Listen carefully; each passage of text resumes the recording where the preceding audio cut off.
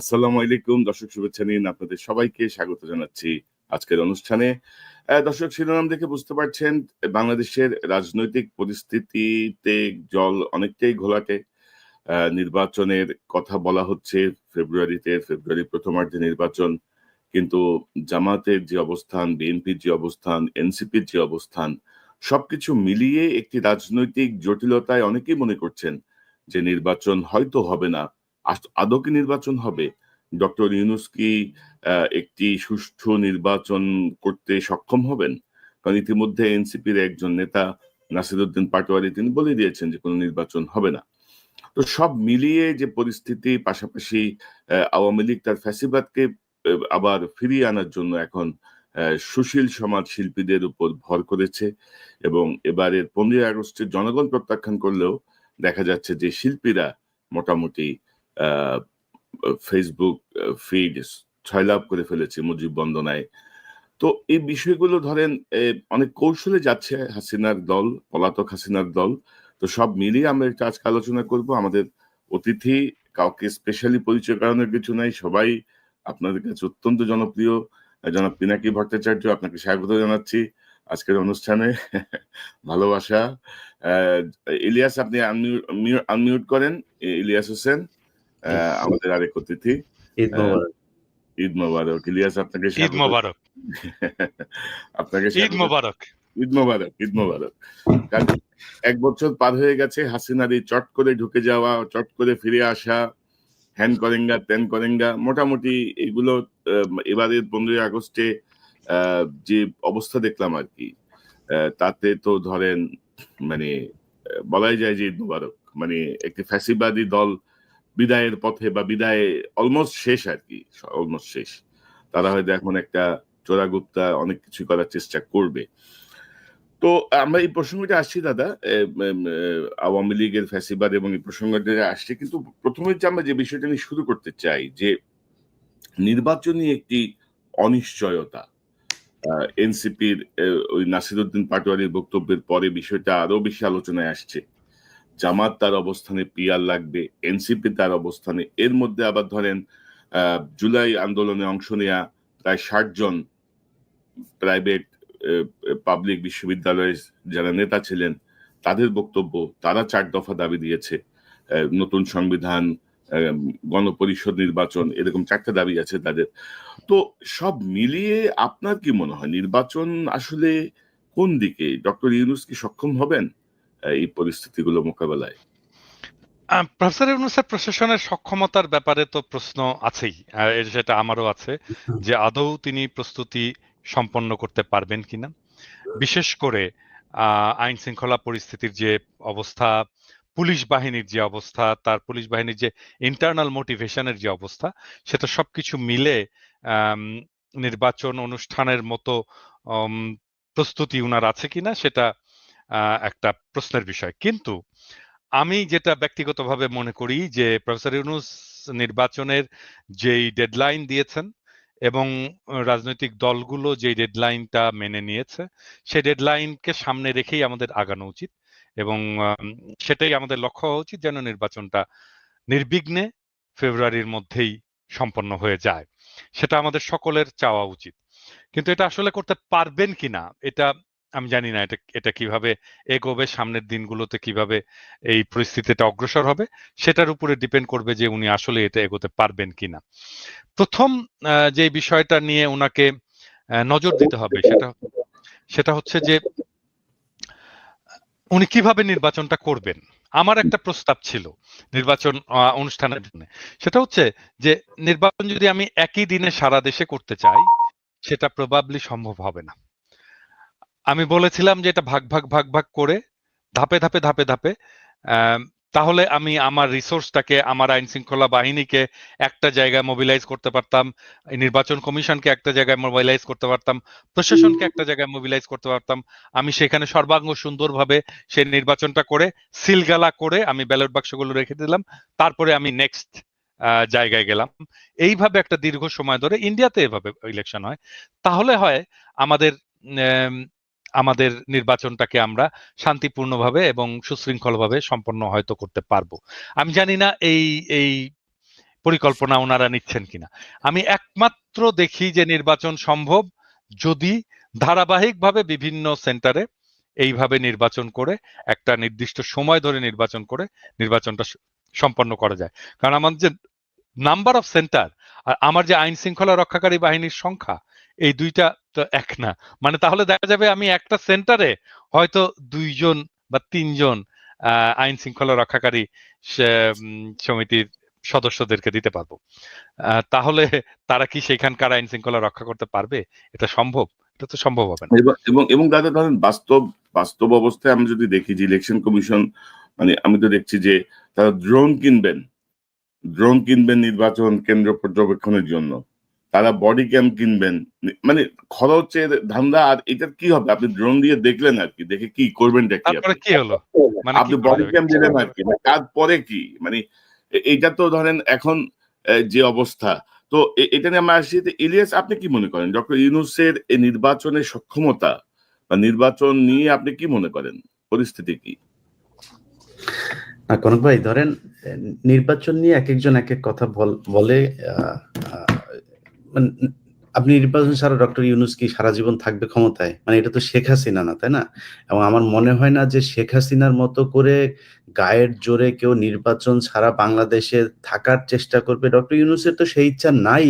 অন্য কেউ ভবিষ্যতে চেষ্টা করবে, আমার মনে হয় এটা অদূর ভবিষ্যতে বাংলাদেশের ইতিহাসে আর সম্ভব না। বাংলাদেশের ইতিহাস অন্যভাবে লেখা হয়ে গিয়েছে এবং বাংলাদেশের মানুষ বুঝিয়ে দিয়েছে যে আমরা লড়াই করতে পারি। এই এই ধরনের লড়াই নিকট অতীতে পৃথিবীর, বাংলাদেশ তো বহু পরের কথা, পৃথিবীর ইতিহাসে কোথাও ঘটে নাই। একজন মানুষকে, আমি নিজে আমার কথা বলি, আমার বন্ধু হোক, আমার ভাই হোক, আর যেই হোক, আমার সামনে তার বুকে গুলি করছে আর আমি তাকে ধরে তারপরে নিয়ে আসবো, এই সাহস বোধহয় আমার হবে কিনা আমি জানি না। এটা বাংলাদেশের মানুষ দেখিয়েছে। এবং আজকে বাংলা এডিশনে একটা নিউজ গিয়েছে, আপনি ঢাকা মেডিকেলের কয়েকজন ডাক্তারের বক্তব্য নিয়ে, যে ওই সময়ে কি হতো, জুলাইয়ের ওই সময় যে মানুষ যখন যেত, একজন মা তার সন্তানের মাথার খুলি তার হাতে করে নিয়ে গিয়েছে, যে স্যার আমার আমার আমার এই সন্তানের খুলিটা আপনি মাথায় ইয়ে করে, ওর নিঃশ্বাস ছিল নাকি তখনও, বলছে এটা ই করে দেন। আর আরো বিভৎস সব ঘটনা তিনি ডাক্তার বলছিলেন, বাংলা এডিশনে আজকে নিউজে এসছে। তো সেখান থেকে আবার ওই যেই খাতাটা, আমার যে ভর্তির যে ইয়েটা থাকতো, এটা কি বলে, মানে লগবুক, যেটা লগবুকটা, সেটাকে রেজিস্টারটা আবার গোয়েন্দা সংস্থার লোকজন গিয়ে ডাক্তারদের কাছ থেকে নিয়ে এসছেন, যে কারণে সঠিক তথ্যটা ডাক্তাররাও জানেন না যে কি পরিমাণে মানুষ মারা গিয়েছেন, আহত হয়েছেন। এটাই তো বাংলাদেশের ইতিহাস। তো 24কে এত ছোট করে দেখেন, আমরা 71-এর সাথে মিলাইতে চাই না, কিন্তু 24কে যারা ছোট করে দেখে, এইটাই বাংলাদেশের মুক্তি। ওই সময় আমাদের হাফ স্বাধীন হয়েছিল দেশ, এখন পূর্ণ স্বাধীনতা পেয়েছি আমরা 24-এর মাধ্যমে। আচ্ছা, একটা ইন্টারাপ্ট করি ইলিয়াস, একটা ইন্টারাপ্ট করি। জি জি। আমরা 71-এর সাথে মিলাতে চাই না কেন? না 71-এর মানে ওইটা গেলে অনেক তর্ক আসবে, যেহেতু এখানে ধরেন এই স্বাধীনতা যুদ্ধটাকে যেভাবে করা হয়েছে, ডক্টর ইউনূসও যদি চাইতো, গত 1 বছরে কি সম্ভব ছিল না দাদা, যে আমাদের কতজন মানুষ মুক্তিযুদ্ধে অংশ নিয়েছিল, কতজন শহীদ হয়েছে, কতজন ধর্ষিত হয়েছে, কার আজকে আর না বললাম, কার আব্বারা হচ্ছে পাকিস্তানি মিলিটারি, এটা তো আমাদের খুঁজে বার করা দরকার, যে পাকিস্তানি মিলিটারিদের ঘরে কাদের কাদের পয়দা হুয়া, এটা জানা দরকার না? এটা জানুক, আমাদের জানাক, আমরা চাই তো জানি। মানে এটা হাসি তামাশার বিষয় না। 2 লক্ষ মা বোনের ইজ্জত, এটা বিশাল আকারের একটা অভিযোগ। আপনি সেটা করেন, খুঁজে বের করেন, আমরা তো চাই। তো সেটা তো সম্ভব না, আমি জানি না এটা আদৌ সম্ভব কিনা, করবে কিনা, কেউ তো করে না। ইলিয়াস, মানে আমার আগামী কালকে একটা বোমবাস্টিং এপিসোড আসবে মুক্তিযুদ্ধের নিহতের সংখ্যা নিয়ে। আমি এটা এখনই বলতে চাই না স্পয়লার দিয়ে। আমার বিশ্বাস এই ভিডিও দেখার পরে আমাদের অনেকের চোয়াল খুলে পড়ে যাবে আর কি।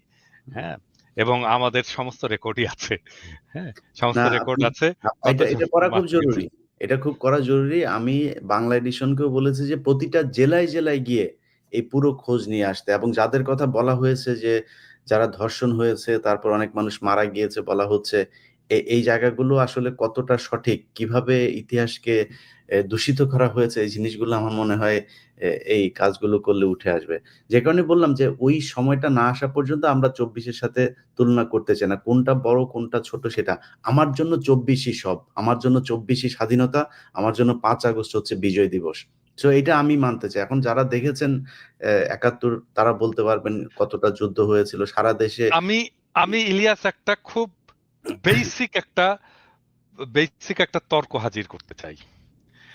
মানে বাংলাদেশের মানুষ স্বাধীন হতে চায়, এটা যদি 19৭১-এর আকাঙ্ক্ষা হয়ে থাকে, তাহলে ইন্ডিয়া এসে আমাদেরকে স্বাধীন করে দিয়ে যেতে পারে কি? না, না সেটা তো পারে? পারেনি, মানে করে দিয়ে যেতে পারে পারে। না। এক দেশ আরেক দেশকে না, সহযোগিতা করলে না, করতে পারে। না, এক ইউএসএ দেশ মানে আমাকে আরেকজন স্বাধীন করে দিয়ে যেতে না, পারে না। না, আমি বলছি যে তারা যদি সহায়তা দেয়, সামরিক সহযোগিতা দেয় সেটা ঠিক আছে। কিন্তু তারা তো বলছে যে এটা হচ্ছে তাদের সাথে যুদ্ধ। তারা তো বলেনি আমরা বাংলাদেশকে স্বাধীন করতে। এক্সাক্টলি, তারা 15ই এক্সাক্টলি, আগস্টকে তারা এই কি বলে এক্সাক্টলি। এই 16ই ডিসেম্বরকে তারা ইন্ডিয়া জাতীয় আমাকে বিজয় স্বাধীন দিবস করে হিসেবে দিয়ে পালন যদি করে। যায় সেটা স্বাধীনতা না। না। আমার আমার আমার খুবই মৌলিক একটা প্রশ্ন। ভারত যদি আমাকে স্বাধীন করে দিয়ে যায়, সেটা আমার স্বাধীনতা না। দাদা ওইটা না সেটা তো, প্রভুর আপনি বদল। আরো পিন পয়েন্টে বলতে পারেন যে আমাদের বিজয় দিবস 16ই ডিসেম্বর, ওই দিন আমাদের দেশ স্বাধীন হলো। ওই 16ই ডিসেম্বরের অনুষ্ঠানে আমার দেশের কে ছিল? একজনের নাম বলেন। ছিল না কেন? এটা কিসের আমার স্বাধীনতা? ইলিয়াস, আমরা ইলিয়াস অন্য তর্কে চলে যাচ্ছি। আমরা আমরা আমরা আমরা অন্য তর্কে চলে যাচ্ছি, হ্যাঁ, কারণ এটা খুবই না, এগুলো স্টিমুলেটিং খুব তর্ক। গুরুত্বপূর্ণ এই তর্কগুলো আলোচনা। আমাদেরকে এগুলো করতে মানুষের হবে। জানা দরকার। খুব এই গুরুত্বপূর্ণ আলোচনা প্রসঙ্গটা এগুলো। নিয়ে আমরা হয়তো অন্যদিন আরো বিস্তারিত পরিসরে বসতে পারি প্রস্তুতি নিয়ে। হুম। তো আমার মনে হয় যে আমরা আজকের না, করতে হবে এটা। কনক, জি, এটা করতে হবে। হ্যাঁ, এটা আমি আমরা এটা করবো। করতে চাই। হ্যাঁ, আমরা হ্যাঁ। করতে চাই। এটাকে খুব সহজে যেভাবে সামারাইজ করা যাইতে পারে সেটা হচ্ছে যে ধরেন আমি মনে করি অনেক মানুষেরই এটা নিয়ে, আমি নিজে আমার সত্যি কথা বলি, আমি যতদিন পর্যন্ত ধরেন ইভেন 2012 সাল পর্যন্ত এই গণজাগরণ মঞ্চের পর থেকে অনেক কিছু দেখছি, বুঝছি। কিন্তু এর আগ পর্যন্ত আমার ভেতরে একটা ছিল যে পাকিস্তানিরা এত বদমাইশ ছিল, এত পরিমাণে মানুষকে আমাদেরকে মারলো, এত মা বোনকে, মানে 30 লক্ষ আর 2 লক্ষ শুনতে একদম ছোট থেকে বড় হয়েছে। কিন্তু আমি খুব স্বাভাবিক একটা ইকুয়েশনের দিকে যাই। ধরেন আমি মনে করি যে ৩০ লক্ষ মানুষ মারা গিয়েছে। ৩০ লক্ষ মানুষ যদি মারা যায় তাহলে ৩০ লক্ষকে আমি ৬৮,০০০ দিয়ে ভাগ দেই। ৬৮,০০০ দিয়ে ভাগ দিলে একেক গ্রাম প্রতি কয়জন করে পড়ে আপনি হিসাব করেন। আপনার হ্যাঁ, গ্রামে না। তবে আ ইলিয়াস, আমি আপনাকে শুধু একটা বিষয় এড করি যে মার্কিন যুক্তরাষ্ট্রের যে গোপন দলিল, সেই হুম। দলিলে কিন্তু মৃতের সংখ্যা ৩ লক্ষ কিন্তু মেনশন করা আছে। ৩ লক্ষ। এটা একেবারে ওদের কনক, কনক, এটা আমি ৩ মানি না। লক্ষ এটা আমি মানি না। যদি মিলাই দিতে পারে, মানি ৩ না। লক্ষ যদি মিলাই দিতে পারে, কান কেটে আমি কুত্তাকে খিলাবো।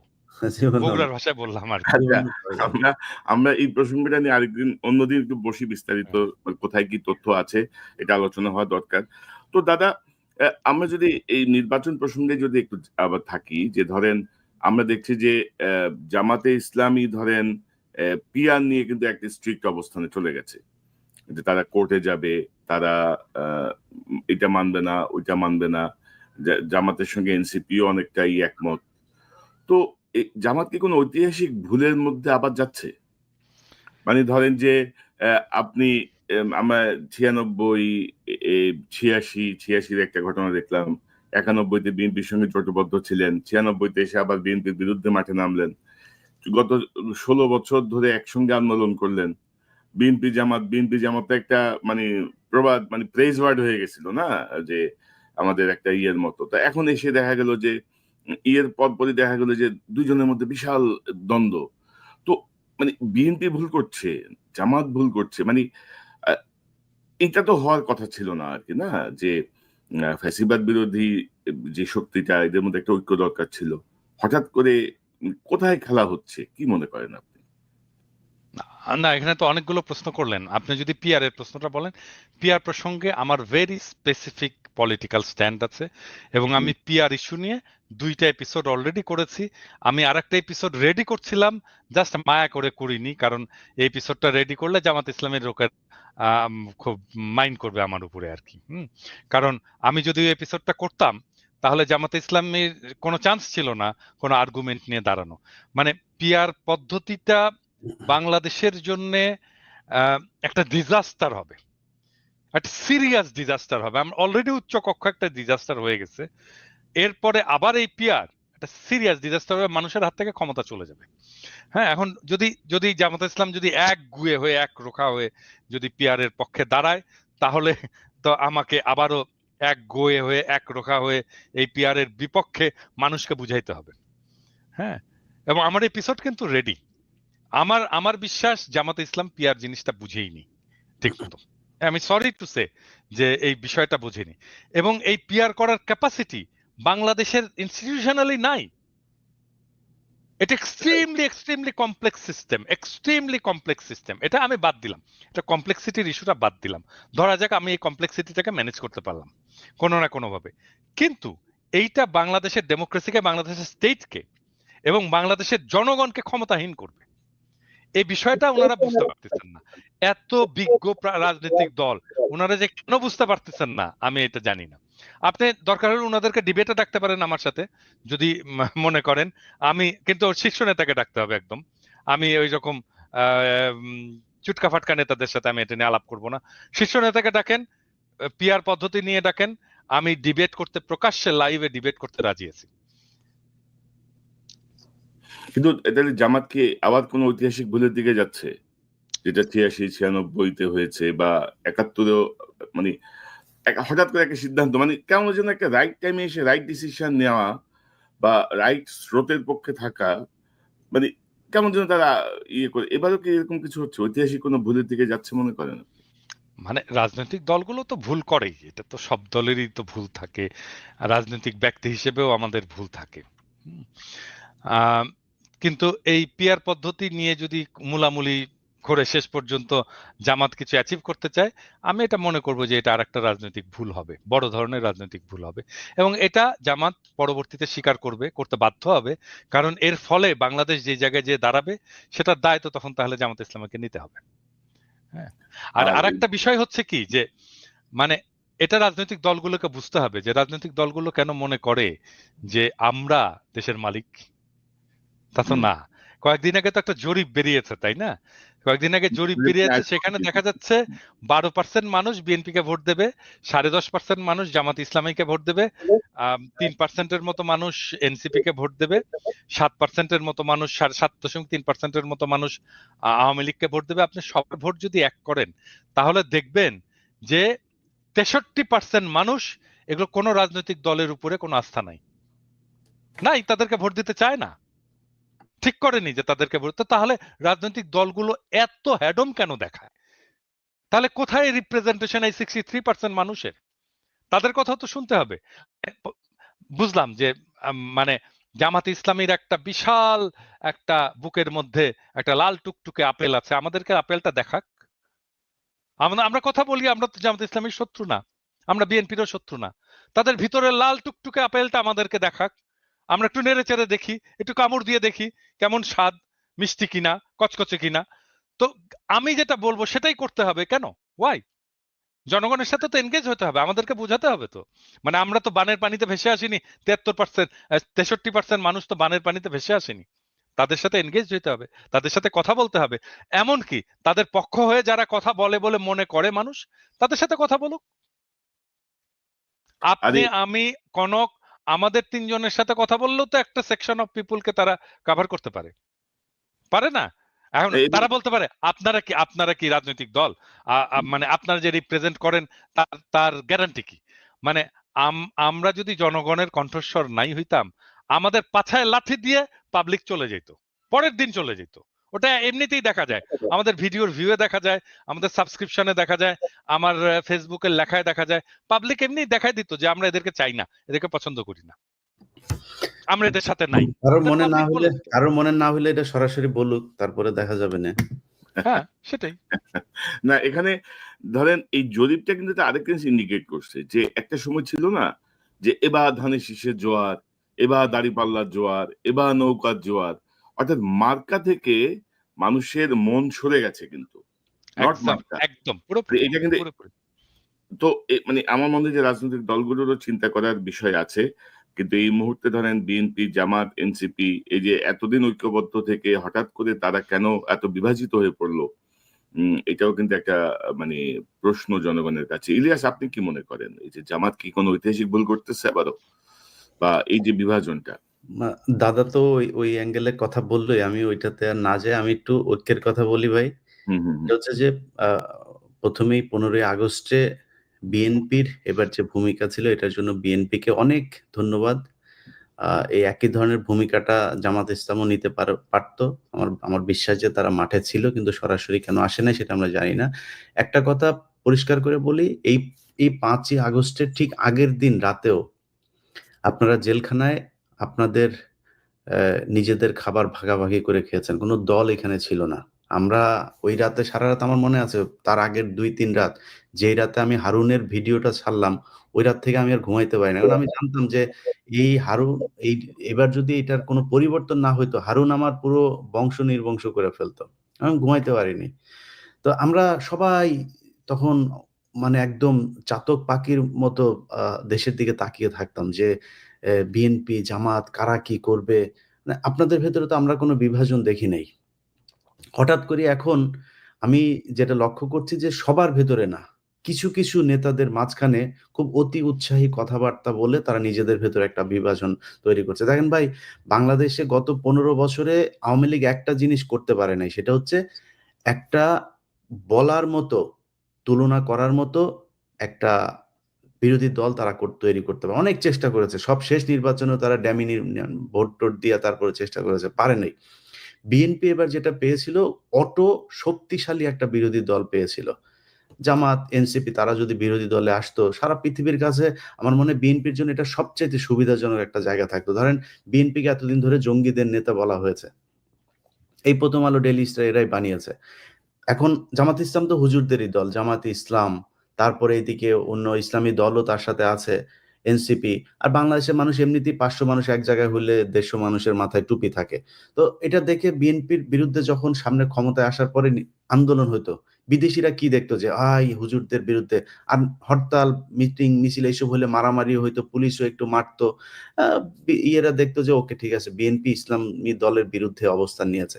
সো ওই ট্যাবলেট আর বিক্রি করা যেত না যে একমাত্র আওয়ামী লীগই হচ্ছে গিয়ে ইসলাম বিরোধী দল, বা এরা ইসলামের যারা কথা বলে তাদেরকে পেটায়। এই ন্যারেটিভ আর বাংলাদেশের কেউ তৈরি করতে পারত না। বিদেশীদের কথা বলছি। সো সেই পয়েন্ট থেকে বিএনপি একটা শক্তিশালী বিরোধী দল পেয়েছিল, এবং সেই দল দিয়ে আমার মনে হয় তারা একটা নির্বাচন করতে পারত। না, যদি ভালো না করতো ৫ বছর পরে তারা বিরোধী দলে আসতো। সমস্যা কি? বিরোধী দলে তো এই দেশে অনেকেই ছিল। কোন সমস্যা হয়নি তো। যখন ফ্যাসিজম এই দেশে মাথাচাড়া দিয়ে উঠল, তখন হচ্ছে গিয়ে মানুষকে গুম হইতে হয়, খুন হইতে হয়, মানুষ কথা বলতে পারে না, আ ঘর থেকে ঘরে ঘুমাইতে পারে না। যেগুলো হয়েছে আমরা দেখেছি। এখন সেই জায়গার চাইতে আমার মনে হয় ভালো জায়গায় আছে। আমি যদি কাউকে জিজ্ঞেস করি, আপনারা ২ জন আমার সাথে আছেন। আ কনক ভাই কালকে ফোন দিলাম। কনক ভাই বলছিল, "ইলিয়াস খুব খারাপ অবস্থা। এই গত মাসে খুব টেনে-টুনে ঘর ভাড়া দিয়েছে।" এ আমাদের এখনো ক্রাইসিস আছে। আমরা অনেক সমস্যার ভেতরে আছি। আমি আমার ২ ছেলেকে নিয়ে কালকে বাজারে গিয়েছি। মানে টার্গেটে গিয়েছি। যাওয়ার পরে আমার বড় ছেলে আমাকে জিজ্ঞেস করছে যে, সে একটা খেলনা কিনেছে। খেলনা কিনার পরে তো আমার এই আপনার ও যেই দামের জিনিসটা কিনেছে, ওর মাথায় কি কাজ করেছে আমি জানি না।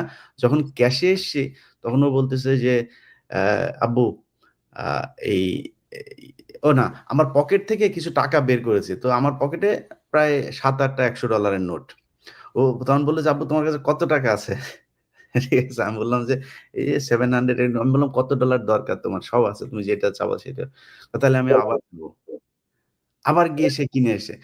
মানে হয়তো দেখেছে যে এই যে ক্রাইসিস যায় এগুলো নিজের চোখের সামনে দেখেছে, ওর মাথায় এটা কাজ করেছে। তো আমরা তো এখনো সমস্যার ভেতরে আছি। তারপরেও যদি জিজ্ঞেস করি, পিনাকিদার শরীর অসুস্থ। উনি বেড রেস্টে আছেন, হসপিটালে ছিলেন। এর মাঝখানেও যদি জিজ্ঞেস করি যে, "দাদা আমরা এখন কেমন আছি?" আমার মনে হয় ৫ তারিখের চাইতে ১,০০০ গুণ ভালো আছি।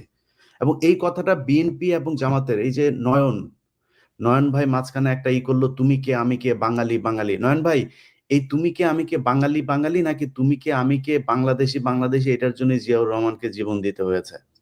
এটার জন্যই আপনাদের এই গত ১৫ বছর জেলখানায় ছিলেন। সো আপনি যদি বাঙালি হয়ে যান, মুসলমান না হইতে পারেন, তাহলে তো আপনি এই আন্দোলন যেটা করলেন এটা করার কোন দরকার ছিল না। আপনি তো ভালো থাকতে পারতেন। আগে আওয়ামী লীগে যোগ দিতেন। বাঙালি হইলে তো সমস্যা। না, বাঙালি হওয়া ওই মানে তো আমরা ভারতীয়। তো ইলিয়াস বিষয়টা হচ্ছে ওইটাই যে ধরো হাসিনা মুক্ত বাংলাদেশ, এটার থেকে বড় শান্তি আর বড় অর্জন আর কিছু হতে পারে না। এরকম একটা রাইট। ফ্যাসিবাদ যে সরবে, বিএনপি হাসিনা পালাইছে, এটা বিএনপি নেতাদের বুঝতেই আপনার ১০-১৫ দিন সময় লেগে গেছে। হুম, যে হুম। আদৌ গেছে কিনা, আদৌ সম্ভব কিনা এটা। তো একই অবস্থা ভাই, একই অবস্থা আমাদেরও। কিন্তু আমি সেই কথাটাই বলছি যে বিএনপি এবং জামায়াত এই ২ টা দলের ভেতরে আপনাদের কাছে অনুরোধ থাকবে, ভাই আপনারা ২ দল একসাথে তো ক্ষমতায় যাইতে পারবেন না। যেকোনো একজনকে ক্ষমতায় যেতে হবে। আপনাদের ভেতরে অনেক কিছু হবে, মারামারি হবে, খুনোখুনি হবে। এই দেশে হয়েছে রাজনীতি নিয়ে। ডিশ ব্যবসা নিয়ে প্রতি মাসে ২-৪ জন মানুষ মারা যায়। সো আপনাদের দেশের ক্ষমতা নিয়ে তো গ্যাঞ্জামে মানুষ মারা যাবেই, যুদ্ধ হবে, অনেক কিছু হবে। বাট একটা পয়েন্টে আপনাদের কাছে অনুরোধ, আমি আমার জায়গা থেকে পিনাকির জায়গা থেকে বা কনক সারোয়ারের জায়গা থেকে সবার একটাই আমার মনে হয়। আমি বিএনপি মহাসচিবের বিরুদ্ধে ৫ তারিখের পরপর কথা বলেছি কেন? আপনার বুকের ভেতর চিনচিন করে শেখ মুজিবের জন্য, এইজন্য। অতএব আওয়ামী লীগ এবং ইন্ডিয়ার জায়গাতে যদি আপনারা টাচ না করেন, অন্য যা বিষয় নিয়ে আপনারা সারাদিন বিরোধ করেন, একবার আপনারা আসবেন, একবার ওরা আসবে বা এইভাবে চালান। তারপরেও ভালো থাকবেন। এখন কিন্তু কেউই ক্ষমতায় নাই। বিএনপিও নাই ক্ষমতায়, আর জামাতও নাই। সো তারপরেও ভালো আছেন। অন্তত এইটুক ভালো থাকবেন। ঘরে ঘুমাইতে পারবেন। পুলিশ আপনার বাসায় যায় না এখন। গুম হওয়ার ভয় নাই। শেখ হাসিনার মতো তুলে নিয়ে যাবে না যেকোনো সময়। সো এই জায়গাগুলো অন্তত আল্লাহর কাছে শুকরিয়া করেন। এবং ২ টা দলই আপনাদের কাছে অনুরোধ, এই কাদা ছুড়াছুড়ি, এবং এনসিপি কেও বলব যে কেউ কারোর বিরুদ্ধে কাদা ছুড়াছুড়ি বাদ দিয়ে একটা পয়েন্টে আসেন, ভোট হবেই এই দেশে। ভোট নিয়ে কোনো ভয় নেই। ভোট হইতেই হবে। সো প্রস্তুতি নেন, ভোটে আপনাকে মানুষ ভোট দিবে। ভোট হবে কি হবে না এটা নিয়ে চিন্তা ভাবনা করার দরকার নাই।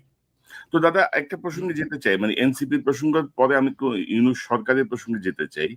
ধরেন এনসিপির বিষয়টা আপনি কি দেখতেছেন? মানে ধরেন এরা মানে আমি আসলে এদের হিসাব মিলাইতে পারি না। ধরেন আমি যদি দুই একটা কথা বলি, ধরেন আসিফ মাহমুদ আহ, যে কয়দিন আগে, ধরেন ১ বছর আগে যে ধরেন বুলেটের সামনে দাঁড়ায় গেছে যে গুলি খাবো, সে এখন পুলিশ প্রটোকলের মধ্যে তার ব্যক্তিগত অস্ত্র ক্যারি করতে হয়। ভাই তার তো সব জায়গায় সে প্রটোকলের মধ্যে, সিকিউরিটির মধ্যে, তারপরেও তার ব্যক্তিগত অস্ত্র লাগে। তারপর সে ধরেন এই যে হাঁসের মাংস খায়, নীলা হোটেল নাইলে ওয়েস্টিনে যেয়ে খায়। মানে আমি বুঝলাম না আর কি, তাদের জুলাই সনদ ঘোষণা হয়, তাদের নেতাদের অবকাশের জন্য তারা চলে যায় কক্সেস বাজারে। এতদিন পরে যে জুলাই সনদ হইলো, সেই সনদে ধরেন শহীদদের সংখ্যাটাই তো ভুল। মানে জাতিসংঘ বলে ১৪০০, ওনারা বক্তৃতায় বলে ২০০০, ওইখানে লেখা হয়েছে ১০০০। তো এই যে অবস্থাটা, মানে এক এক নেতা এক এক রকম করে কথা বলছে। কেউ বলতেছে এইটা ঘুরাই দিবে, এটা উড়াই দিবে, হ্যান করবে, ত্যান করবে। জিয়াউর রহমান বা মানে একটা প্রতিষ্ঠিত সিনিয়র রাজনৈতিক দলের ব্যাপারে তাদের যে মনোভাব, তো এগুলো মানে সব মিলে কি মনে করে, মানে কি এনসিপি হয়েছে কি, এনসিপিতে কি ভর করছে? আমি আমি কনক বোধহয় জিয়াউর রহমানকে নিয়ে যখন ইসমাইল পাটোয়ারি আম, যখন একটা মন্তব্য করছিল, আমি আপনার এখানেই প্রথম এটার প্রতিবাদ করছিলাম, আমি বলছিলাম এটা খুব খারাপ কাজ হয়েছে এবং এটা এক্ষুনি প্রত্যাহার করা উচিত। আসিফ প্রসঙ্গে বলি আর কি। আসিফ প্রসঙ্গে তো আমার ফেসবুকে এসে সবাই আসিফ কিছু করলেই আমাকে এসে ধরে, আসিফ কিছু করলে আমাকে এসে, আপনি কিছু বলেন না দাদা কেন? আসিফের এটা আসিফের আসিফের বক্তব্যটা একটু শুনো নাকি আমরা, এই হাসির আহ, মাংসের বক্তব্যটা? না আমি শুনছি, আপনি দর্শকদের জন্য ভাই দেখাইতে এটা শুনেন। নিয়ে আলোচনার আমার মনে হয় আচ্ছা মানে বলেন। খাওয়া-দাওয়া নিয়ে এটা নিয়ে আলোচনা করছে এটা। আমি এত আচ্ছা, সিরিয়াস কিছু মনে থাক। করি না। ও আমি খাওয়া-দাওয়া করছে। ভাই না না না, মেটার আসিফ কি হচ্ছে এখন মনে করেন যে আসিফ এখন গুলিস্তানে যায় খাবে? না, বলেন। মেটার হচ্ছে নীলা হোটেল এবং ওয়েস্টিন আর কি, এটার আচ্ছা মধ্যে। আচ্ছা, আমি একটু বলি, মানে এটা আমার দর্শকদের, এটা ইলিয়াস জানে আর কি, মানে বিষয়টা ইলিয়াস খুব পুরোপুরি জানে ঘটনাটা, যে আসিফের সাথে আমার কি সম্পর্ক এবং আসিফকে আমি কি চোখে দেখি। আম, মানে আসিফ যখন প্যারিসে আসলো আর কি, ওকে যখন আমি প্রথম দেখলাম, আহ, ও ছিল প্রথম মানুষ যে এই বিপ্লবী ছাত্রদের একজন প্রতিনিধি। হ্যাঁ, ও যখন আমার সামনে আসলো, আমি এটা বিশ্বাস করতে পারিনি যে আমি আসিফকে দেখতেছি। আমি ওকে জড়ায় ধরলাম এবং জড়ায় ধরে কাঁদতে শুরু করলাম। হ্যাঁ, এবং কান্না, এবং আসিফও ঠায় দাঁড়ায় থাকলো। আমি জানি না আমি কতক্ষণ কাঁদছিলাম, বোধহয় ১০-১৫ মিনিট কাঁদছিলাম। আসিফ ঠায় দাঁড়ায় থাকলো এবং আমার এই কান্নার, এটা একটা ছবিও বোধহয় আছে, আমি আপনাকে দেবো। ইলিয়াস, কনক। তো আসিফ আমার কাছে হচ্ছে বিপ্লবের ফিজিক্যাল এমবডিমেন্ট, যে আমার কাছে আসছিল, যাকে আমি টাচ করতে পারছি, ছুঁইতে পারছি, ধরতে পারছি, ভালোবাসতে পারছি। তো একটা আমার সাথে, আপনারা জানেন যে আমি আমি খুবই ইমোশনাল মানুষ, এবং সেই অর্থে আসিফের সাথে আমার একটা খুব ব্যক্তিগত ইমোশনাল একটা সম্পর্ক আছে। হ্যাঁ, খুবই ব্যক্তিগত ইমোশনাল সম্পর্ক আছে এবং ইলিয়াস জানে যে আসিফকে আমি কম বকাবকি করি না, প্রচন্ড বকাবকি করি। মানে এই ছাত্রদের মধ্যে দুইজন আমার বেশি বকাবকি খায়, প্রথম আসিফ আর নাম্বার 2 হচ্ছে হাসনাত। হুম এবং আমি কিন্তু চেষ্টা করি সবসময় যেন আসিফ কোনো ভুল না করে, কোনো মিস্টেক না করে, ওকে কাউন্সেল করা, ওকে শেখানো, ম্যানেজমেন্ট শেখানো, আমি এগুলো ছোটখাটো অনেক বিষয়ে তাকে সাজেশন দিই। কারণ ছোট ছেলে। এখন ধরেন যদি কেউ বলে যে মানে আহ, আপনি আশকারা দিয়ে দিয়ে আসিফকে এরকম করছেন, বলতে পারে যদি বলে, হ্যাঁ, কিন্তু আমি আসিফের প্রতি ওই স্নেহ, ওই ভালোবাসা, ওইটাকে আমি সবসময় নার্চার করব। হুম আমি আসিফের এই কথাটা বলাটা ঠিক হয়নি, হুম, এই যে আমি ওয়েস্টিনে যাই, এই কথাটা বলাটা ঠিক হয়নি, এবং আমি আমি কিন্তু সত্যি খুব রাগ করছি আসিফের উপরে এই কথাটা বলাতে। কারণ কি জানেন, আমি আসিফকে খুব স্পেসিফিক্যালি এই ব্যাপারে, মানে আমার ছোট ভাই যদি মন্ত্রী হতো, আমি ওকে যেভাবে বা ইভেন ও তো আমার আমার ছেলের বয়স তো আসলে হুম, আসিফ, হুম, হুম। কিসের ছোট ভাই, আমার ছোট ভাই তো অনেক বড়। আমার ছেলে যদি হতো, মন্ত্রী হতো, আমি তাকে যেভাবে তাকে ধরে ধরে ধরে ধরে ধরে ধরে শেখাতাম, আমি আসিফকে কিন্তু এই বিষয়গুলো শিখিয়েছি। আমি কিন্তু ওকে বলছি যে আসিফ দেখো, তুমি আহ, তোমাকে খুব মিনিমালিজমের উপরে চলতে হবে, খুব অল্প জিনিসে তোমাকে তৃপ্ত থাকতে হবে, খুব বেশি জিনিস, তুমি যখন ভাত খাবে একটা তরকারি দিয়ে ভাত খাবে, একটার বেশি তরকারি নিবে না। আমি বলছি কেন নেবে না, কারণ তোমার দেশের মানুষ একটার বেশি তরকারি দিয়ে ভাত খেতে পারে না। তুমি তার জীবনটা বুঝতে পারবা না তুমি যদি এটা না করো, তুমি এই কাজটা করবে। আমি কিন্তু এক্স্যাক্টলি এই কথাটা বলছি। এবং যখন আমি দেখলাম যে আসিফ বলতেছে যে আমি ওয়েস্টিনে যাই, আমার খুব খারাপ লাগছে, আমি খুব বেদনাহত হয়েছি মানে এটাতে, আসিফের এই কথাতে। হ্যাঁ, মানে মানে দাদা দাদা ধরেন এদের প্রতি আমাদের শ্রদ্ধা বা এদের প্রতি আমাদের কৃতজ্ঞতার কোনো শেষ নাই, এবং আমরা যে না, কথাগুলো আসিফের বলছি। প্রতি আমার ভালোবাসারও শেষ নাই তো। আমার ভালোবাসা থাকবে, ও হুম, যত মিস্টেক করুক তারপরেও আমার ভালোবাসা থাকবে। কিন্তু মানে ও আমার কথা শোনে না কেন, এটা হচ্ছে আমার কথা। হুম। মানে ও কি, মানে আমি যে ওকে এত ভালোবাসি, এত স্নেহ করি, ওকে যে আমি আমার সন্তানের মতো দেখি, তো ও কেন আমাকে ওর ওর জায়গাটায় রাখতে পারে না, ও কেন ওই রেসপেক্টের জায়গাটা রাখতে আমার হ্যাঁ, কথা তবে শোনে না আমাদের কেন? আমাদের এই নতুন নেতাদের ধরেন যে বডি ল্যাঙ্গুয়েজ বা তাদের কাছে আমাদের যে প্রত্যাশাটা ছিল, হুম, সেই জায়গাটায় তারা ধরেন আমাদেরকে অনেক জায়গাতে হতাশ করেছেন, এবং এটা আমরা আশা করি নাই আরকি। মানে এত দ্রুত তাদের এই পরিবর্তনগুলো আসলে চোখে লাগে। আমাদের যেমন লাগে সাধারণ মানুষেরও চোখে লাগে। সাধারণ মানুষের মধ্যেও এগুলা প্রতিক্রিয়া সৃষ্টি করে। যে আপনি এক্স্যাক্টলি। ১ বছর আগে কি ছিলেন, এখন আপনি কি করছেন, ভবিষ্যতে তাহলে আপনি কি করবেন? ১ বছরে যদি এই পরিমাণ পরিবর্তন আপনাদের মধ্যে আসে, তাহলে আপনি ভবিষ্যতের না, কি করবেন? ইভেন রাজনীতিতে আপনি দেখেন, মানে হুম, আমি তো ওয়েস্টিনে যে খেতে পারি না বাংলাদেশের রাজনীতি করে। রাইট। বাংলাদেশের মানুষ তো ওয়েস্টিনে খেতে পারে না, এত টাকা দিয়ে খেতে পারে না। এটা বড় লোকদের জায়গা, এটা না, ওয়েস্ট এলিটদের হচ্ছে জায়গা। বাংলাদেশের সবচেয়ে আমাকে এক্সপেনসিভ এক আমাকে জায়গা। খুব সাধারণ মানুষের মতো করে থাকতে হবে, আমাকে খুব সাধারণ মানুষের মতো করে চলতে হবে। আমাকে আমাকে অনেকে বলে, আপনারা দেখেন না যে ওই আপনি এই একটা হুডি পরে আসেন আপনার ইয়েতে, আপনার কি আর হুডি নাই, আপনার কি আর হুডি কেনার পয়সা নাই, আমাকে বলে কিন্তু অনেকে। আমি বলি হ্যাঁ ভাই, পয়সা নাই ভাই। এবং তারপরে হয় কি, অনেকে হুডি কিনে নিয়ে আসে, ওর কি সত্যি সত্যি মনে করে আমার হুডি কেনার পয়সা নাই, দাদাকে একটা হুডি কিনে দিই। কেউ আসলে হাতে করে একটা হুডি নিয়ে আসে, একটা কাপড় নিয়ে আসে, বোধহয় দাদা বোধহয় কাপড় কিনতে পারে না। হুম আরে ভাই, আমি দাদা আমি এই প্রসঙ্গে এক জিনিস এড করি। ধরুন আমরা যখন সাংবাদিকতা শুরু করি, ধরুন আজ থেকে ২৮-৩০ বছর আগে, কিছু জায়গার কিছু ট্রেনিং আমি স্পেসিফিক মনে নাই। উনি বলতেছিল, "তুমি যখন পাবলিকের সাথে কথা বলতে যাবা, গ্রামে যাবা বা কোন একটা মেহনতি মানুষদের নিয়ে কাজ করবা, কোন একটা ইয়েতে যাবা, তোমার গায়ের থেকে যেন ভুরভুর করে পারফিউমের গন্ধ বের না হয়। অবশ্যই না। তোমার হাতে যেন এক্স্যাক্টলি, ওই সাধারণ মানুষের হাতে ঘড়ি নাই, তোমার হাতে যেন ঘড়ি না থাকে। তোমার এক্স্যাক্টলি, যদি একেবারে কম্পালসরি না হয়, চোখে সানগ্লাস পরে তুমি রিপোর্টার, তুমি সাংবাদিক, নো, তুমি তাদের অংশ, তাদের উপরেই তোমার ডিপেন্ড করতে হবে। এক্স্যাক্টলি, তারাই তোমার এক্স্যাক্টলি, সোর্স, তারাই তোমাকে তথ্য দিবে। এক্স্যাক্টলি, তো এক্স্যাক্টলি। এই যে মিলে যাওয়া, এখন তোমার গায়ে থেকে যদি ভুরভুর করে ফুরফুরে গন্ধ বের হয়, সাধারণ মানুষটা তোমার সাথে একটা পার্থক্য তার মনের মধ্যে তৈরি হয়ে যাবে। না, আমার সাথে আমার গায়ের সঙ্গে ঘামের গন্ধ আর উনার গায়ের থেকে এত সুন্দর ফুলের গন্ধ বের হয়। তো উনি নিশ্চয়ই আলাদা প্রজাতির মানুষ। তো এই জায়গাগুলো রাজনীতিবিদদের আরো সিরিয়াসলি খেয়াল রাখতে হবে, যেমন সাংবাদিকরা আমি একটা ছোট্ট এক্সাম্পল দিই। মানে এটা প্রবাবলি আমাদের ভবিষ্যতের রাজনীতিবিদদের জন্য কাজে লাগবে।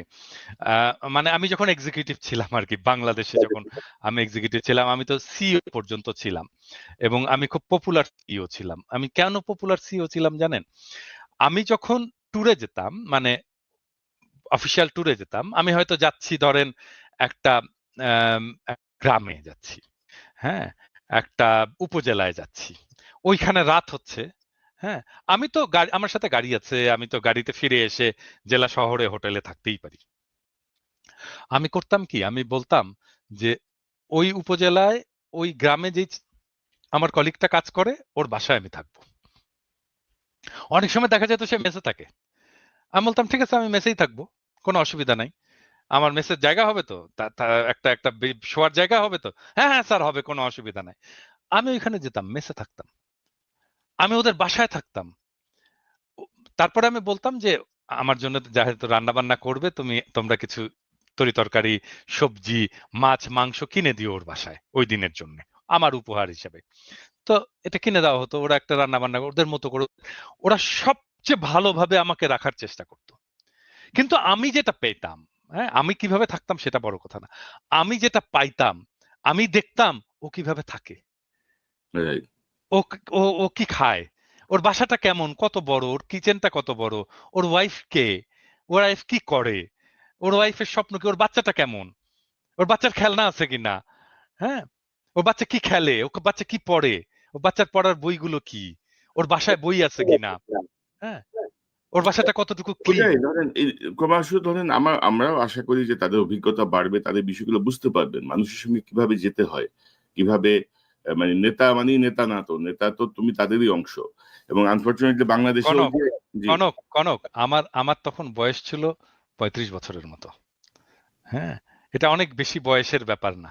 হুম এটা হুম হুম, এই ব্যাপারটা, এগুলো কিন্তু আমাদেরকে পলিটিক্যাল ট্রেনিং এ কিন্তু পলিটিক্সে আমরা শিখে আসছি। তো রাজনীতি করে আসছি, ছাত্র রাজনীতিতে এভাবেই শিখে আসছি আমরা, হুম।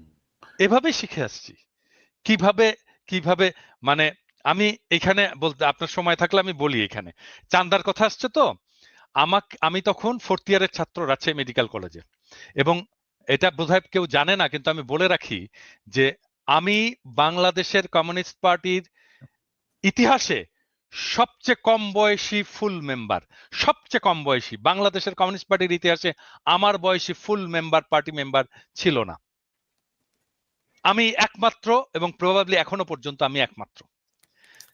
তখন আমি 4th ইয়ারের ছাত্র, পার্টির ফুল মেম্বার।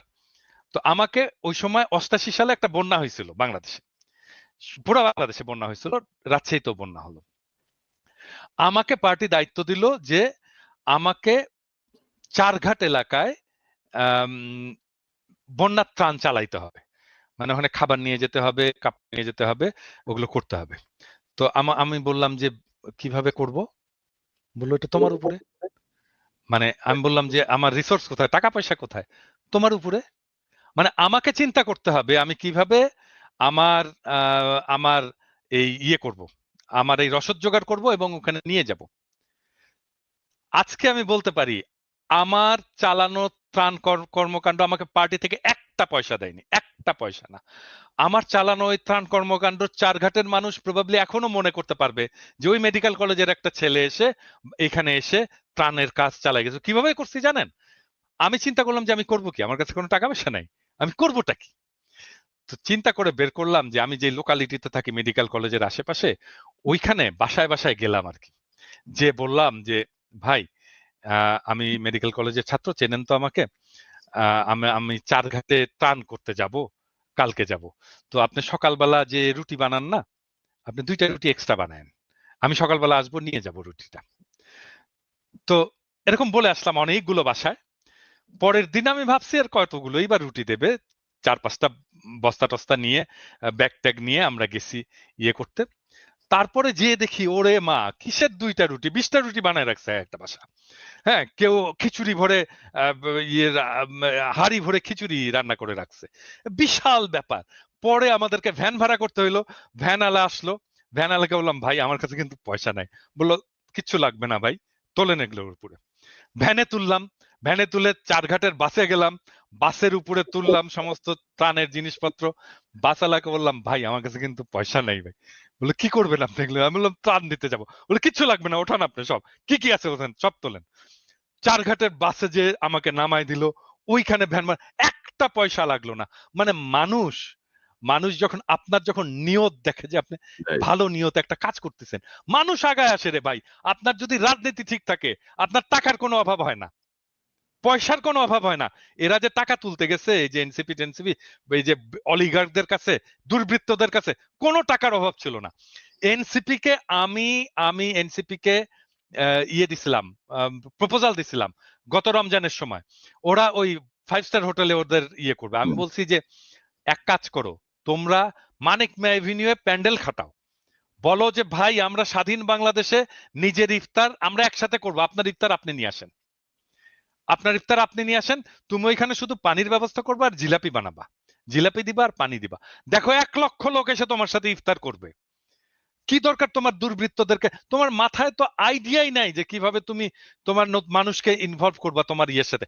আপনি জানেন আমি বিএনপি কে একটা ইয়ে দিছিলাম, যখন খালেদা জিয়া জেলে, ওই সময় খালেদা জিয়া জেলে, তখন রমজান, তখন একজন বন্দির জন্য রোজার ইয়ে হচ্ছে 17 টাকা 62 পয়সা বোধহয় টোটাল ইয়ে জি।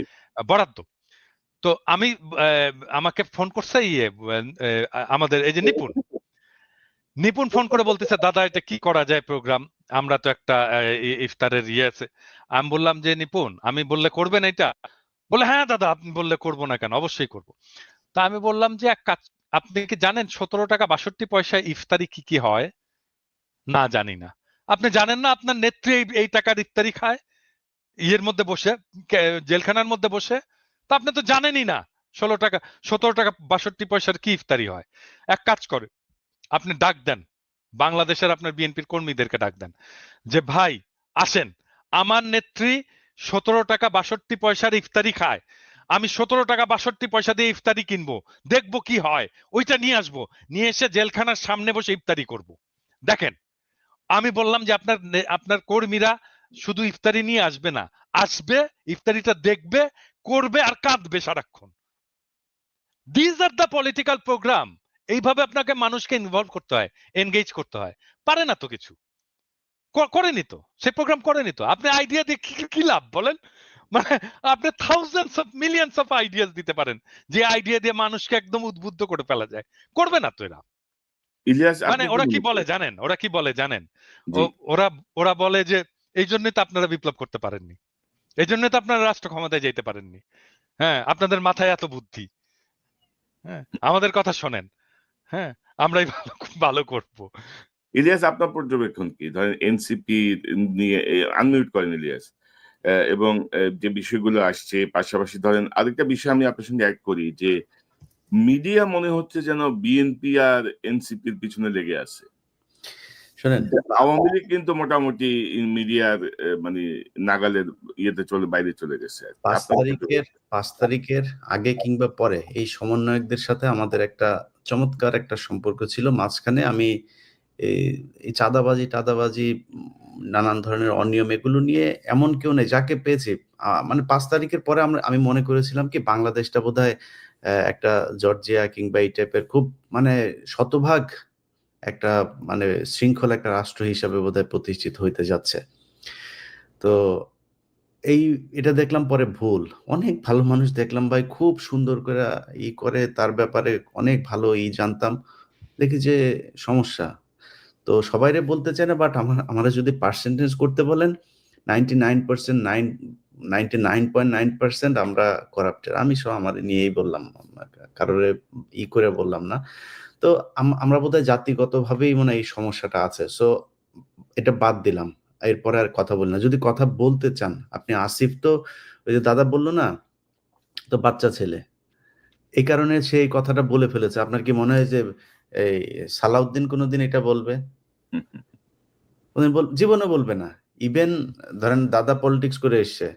দাদার মুখ দিয়ে কোনদিন এই কথা বের হবে? যে উনার জীবনের যদি কোন খারাপ কোন কিছু থাকে সেটা উনি বলবেন? এটা কৌশলে ওইভাবে উপস্থাপন করা হবে। এখন যদি নাকি আমরা করি হাসিনা 15 বছর ক্ষমতায় থাকলো, একটা স্বৈরাচার একটা সরকার আমাদের দেশ চালালো। এদেশে অনেক লুটপাট হয়েছে, পাথর লুট হয় নাই কিন্তু। এইভাবে একটা একটা ইয়ে থেকে মানে পর্যটন কেন্দ্র থেকে এইভাবে মানে মাটি সহ খুঁড়ে নিয়ে গেল, মানে এটা বাংলাদেশে ঘটেছে নাই কখনো। অথচ আমাদের দেশে ওই সময় পরিবেশ উপদেষ্টাকে, যিনি সারা সারা বছর দেখেছি যে পরিবেশ নিয়ে কথা বলতে বলতে মানে গরম করে ফেলতো মিডিয়া। ওনার প্রতি মনে হয় সপ্তাহে, আপনি জানেন যে প্রতি সপ্তাহে মনে হয় 2-4টা অ্যাসাইনমেন্ট ওনার এই বেলার থাকতো না? কি করেছেন উনি পরিবেশ নিয়ে? একটা খাল উদ্ধার করেছেন, একটা এই ঢাকা শহরের ৩-৪টা তুরাগ, বেলা, ওইদিকে শীতলক্ষ্যা, এদিকে বুড়িগঙ্গা, কোনোটার কোনো উন্নতি আছে? ঢাকা শহরের পরিবেশের কোনো উন্নতি আছে? কোনো কিছুর উন্নতি নেই। আপনি যদি এখন বিএনপির কাছে আসেন, বিএনপির কি আপনি অন্তত যদি এখন লিস্ট করি ২-৪ হাজার মানুষের নাম আমরা বলতে পারবো না? আমরা বলবো। এখন আমরা আমাদের ইয়েটা কি যে দুর্নীতির এই জায়গাটা আমার মনে হয় একটা পর্যায়ে গিয়ে ঠিক হয়ে যাবে।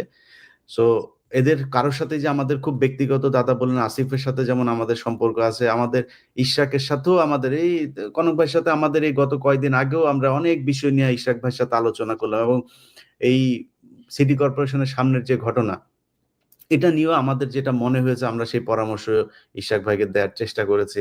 সো কারোর সাথে আমাদের সমস্যা নাই। এখন কথা হলো যে আপনি যখন কিনা দুর্নীতি নিয়ে কথা বলতে যাবেন, যদি নাকি সবাই চলে আসেন, তাহলে তো আপনার এটা নিয়ে আলাপ করার দরকার নাই। দুর্নীতি যেটুকু আছে কিভাবে থামানো যায় সেটা চিন্তা করেন।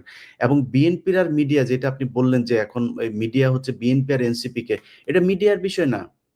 মিডিয়াতে তো এই হাসিনার সেই দোসররা আছেই। ডিজিএফআই নিজে অ্যাসাইনমেন্ট দিয়ে দেয়। ডিজিএফআই নিজেই ফুটেজ বের হয়, অডিও বের হয়, ভিডিও বের হয়। কোত্থেকে বের হয়? এটা কি সাধারণ মানুষ করতে পারে নাকি? এগুলি আমরা জানি না? তো ডিজিএফআই দেয়। ডিজিএফআই দিয়া বলে এই ঘটনা ঘটেছে, এবার এটা নিয়ে কাজ করো। সো এই জায়গাগুলো তো ঠিক করতে হবে। যেসব সুশীলরা আজকে 15ই আগস্ট নিয়ে করে, খুব মনে হয় যেন তারা ন্যায়ের পথে অটল আছেন।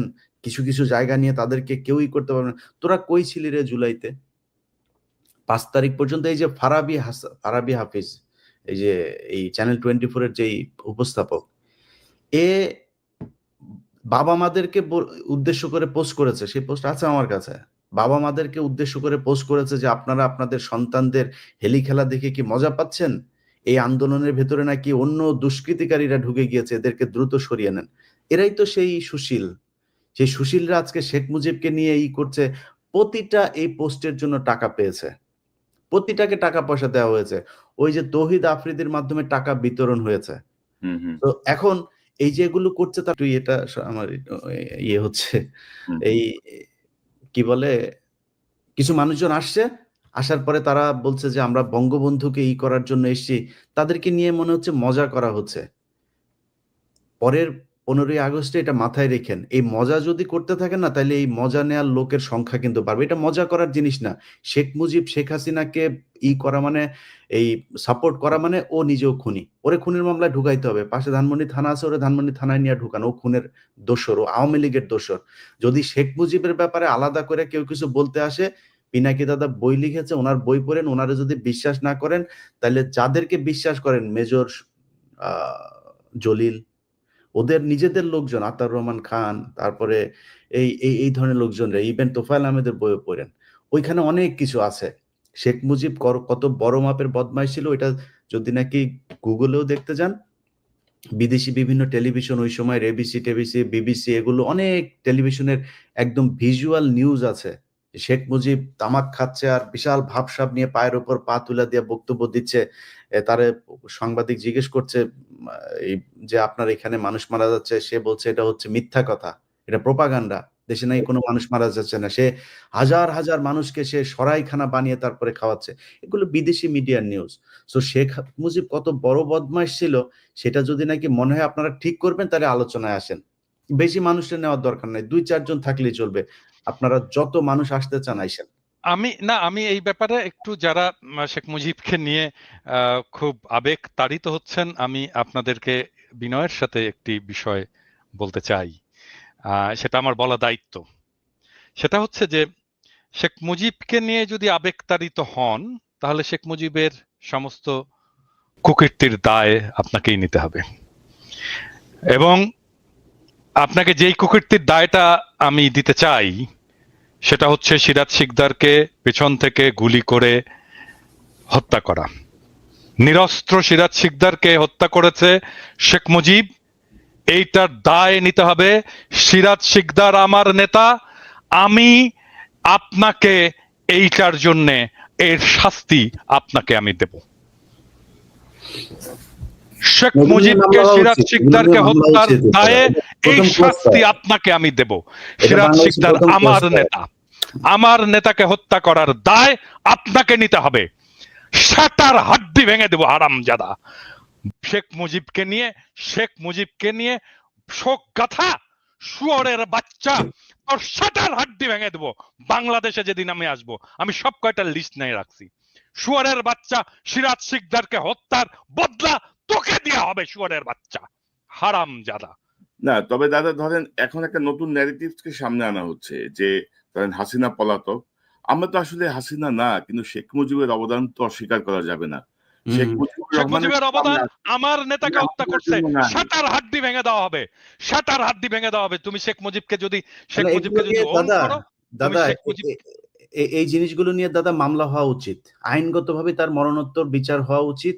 এই যে 30,000 জাসদের নেতা কর্মীকে হত্যা করা, তার 15,000 হত্যা করা, তারপরে আমি হচ্ছে জাসদ করি না, আমি তার জাসদ করি না, আমি জাসদ করি না, আমি না, কমিউনিস্ট তারও তো ছিলাম। মানুষ। সিরাজ শিকদার আমার নেতা, আমার নেতাকে হুম। মারার বদলা আমি নেব শুয়োরের বাচ্চা তো। এবং তার এটা তো তার বক্তব্যই আছে, সে বলেছে কোথায় আজ সিরাজ শিকদার, তার মানে সে মেরে বুক ফুলিয়ে তারপরে সংসদে দাঁড়িয়ে বলেছে যে সে খুন করেছে, এই হত্যার সাথে সে জড়িত, এবং সেটা বাংলাদেশের প্রথম ক্রস ফায়ার।